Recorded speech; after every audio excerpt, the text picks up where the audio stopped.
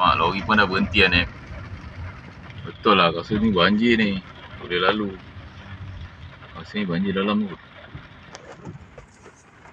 Ni dari mana ni? Asal banjir pula situ Aduh, jam. Lori pun sangkut lori pun sangkut. Alamak, banjir tu. Kampung kita naik air. Ni kau.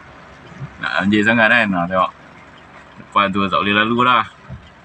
Mana ni? Anak Dan ni, nak ambil cano ni. Aduh. Pusing lah.